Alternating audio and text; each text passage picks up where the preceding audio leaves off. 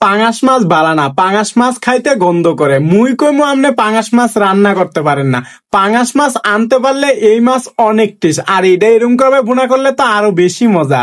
আর এই মজা দিয়ে ভাত খাইতে পারবেন এক প্লেটেরও বেশি। আসসালামু আলাইকুম, ওয়েলকাম ব্যাক টু মাই আমার ব্লগ। তো আমি সুটন বরাবরের মতো আরো একটি ভিডিও নিয়ে আসলাম। মূলত আমার ভিডিওতে আপনারা দেখে রান্না বান্নার ভিডিও দেখাই। অফিস শেষে আমি এই যে বাসায় চলে আসি, বাসায় আওয়ার পর মনে করলাম কি রান্না করবো। আর এই সময় মনে হইলে যে পাঙ্গাস মাছগুলা রান্না করি। অনেকেই তো কম যে পাঙ্গাস মাছ নাকি খাওয়া যায় না, তাদের উদ্দেশ্যে বলে আজকে আমার স্টাইলে পাঙ্গাস মাছ রান্না করে দেখেন। দেখেন এটা খাইতেই পারবেন অনেক মজা করে। প্রথমে তো পাঙ্গাস মাছ ধুয়ে নেবেন, তারপর এখানে দিয়ে দিবেন মাছের মশলা।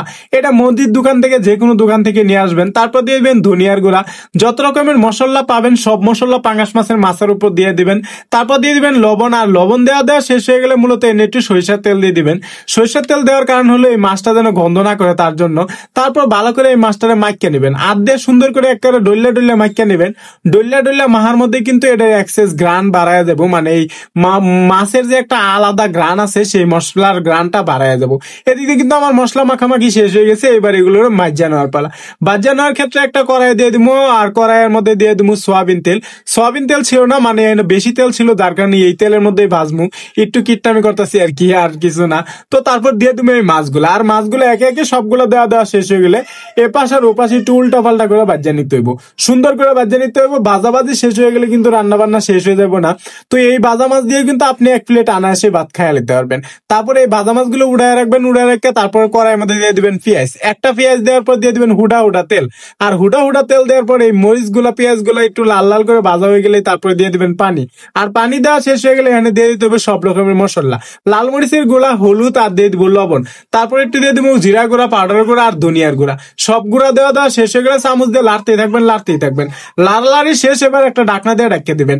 ঢাকনা দিয়ে ঢাকিয়ে দিয়ে 10 মিনিট পর আবার ফিরে আইবেন। এদিক দিয়ে ফিরে আইয়ে দেখবেন একদম সুন্দর একটা গ্রান বেড়ে গেছে, আর এই গ্রানে একদম বাসায় থাকাই যাইবো না। তো তারপরে দিয়ে দেবেন এই যে কয়েকটা আলুগুলো সিদ্ধও নিতে পারেন, আবার আলুগুলা কাটতেও নিতে পারেন। তো আমি তো সিদ্ধ করে নিছিলাম, তারপরে দিয়ে দিলাম সেই মাছগুলা। কিরে ভাই, আরেকটা মাছ যে আছে ওটা কই গেল?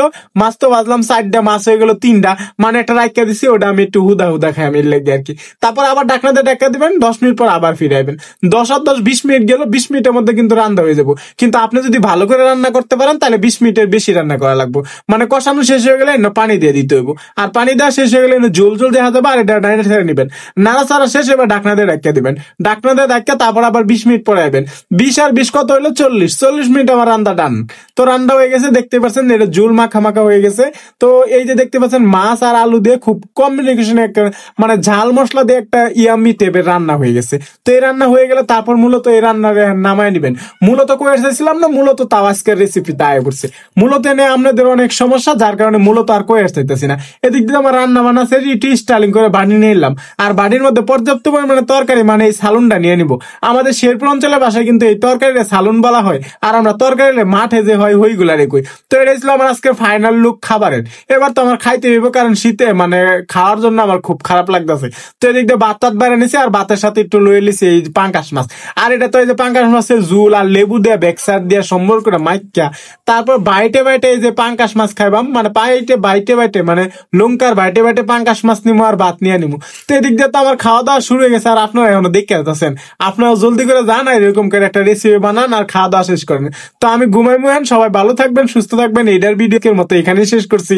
কালকে আরেকটা ভিডিও দেবো, সেই ভিডিও লেগে অপেক্ষা করতে থাকেন। সবাই ভালো থাকবেন, সুস্থ থাকবেন। ছোট মিয়া আর কি ব্লগের সাথে থাকবেন। টাটা।